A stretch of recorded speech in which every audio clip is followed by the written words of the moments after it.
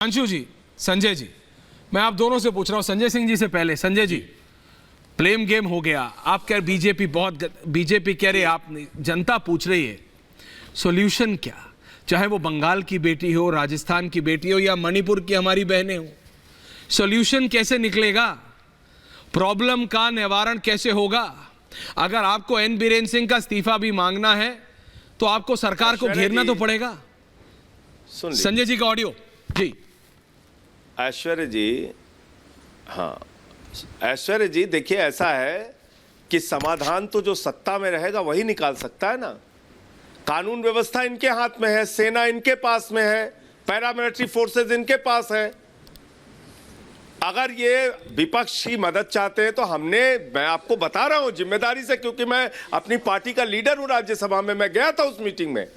हमने गृह मंत्री जी से अनुरोध किया कि गृह मंत्री जी एक ऑल पार्टी डेलीगेशन वहां पे भेजिए, वहां की जनता का विश्वास जीतने के लिए कुछ प्रयास किया जाए। हमने कहा जो चर्चेस तोड़े गए हैं, जो मंदिर तोड़े गए हैं, उनके पुनर्निर्माण की, उनके धार्मिक गुरुओं से बातचीत करके एक सौहार्द बनाने की कोशिश कीजिए। हमने कहा ये मुख्यमंत्री जो है ये बिल्कुल वहां अपराध को कंट्रोल नहीं कर पा रहा है, इसको हटाइए। कोई एक बात नहीं मानी गई। और देखिए सुधांशु जी, मैं आपसे फिर कह रहा हूं, अगर आप अपनी ही बात को मान रहे हैं तो आप अपनी ही बात को मानिए, मैं उसको कॉन्ट्राडिक्ट नहीं कर रहा हूं।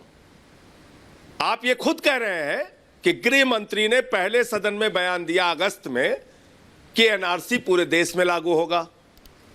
उसके बाद प्रधानमंत्री ने दिसंबर के महीने में कहा झूठ है, झूठ है, झूठ है, 3 बार झूठ है, झूठे बोला। उसके बाद जनवरी में 2020 में आपके वक्तव्य के हिसाब से अमित शाह ने मना कर दिया। तो भैया प्रधानमंत्री से तो बड़े अमित शाह नहीं है ना।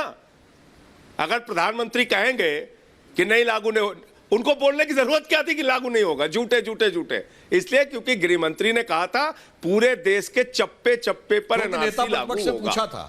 इसके बाद प्रधानमंत्री ने दिसंबर के महीने में कहा कि एनआरसी लागू नहीं होगा। उसके बाद फिर उन्होंने जब प्रधानमंत्री ने कह दिया तो अमित शाह ने उसी बात को दोहरा दिया।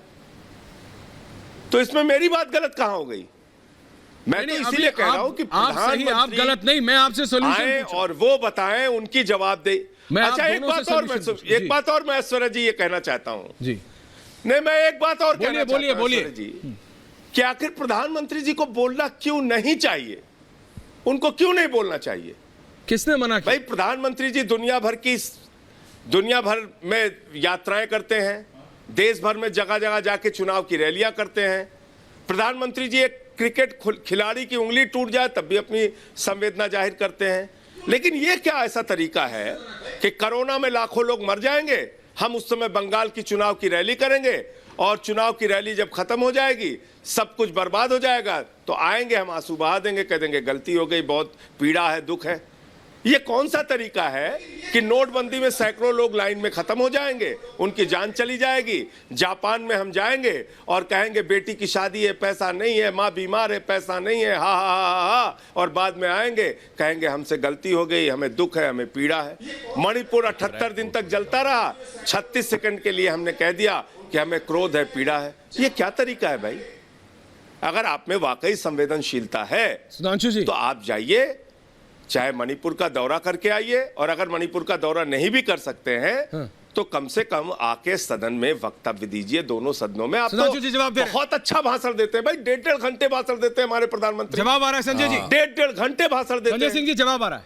तो मणिपुर पे ही हम नहीं बोलेंगे, ऐसा हमारा अहंकार है। मणिपुर पे ही हम नहीं बोलेंगे, ऐसी हमारी चीज है। मणिपुर पे ही हम नहीं बोलेंगे, वहां आगजनी हो जाए, वहां बलात्कार हो जाए, वहां हत्या हो जाए, मंत्री का घर जला दिया जाए। अब एंडिंग है सुधांशु।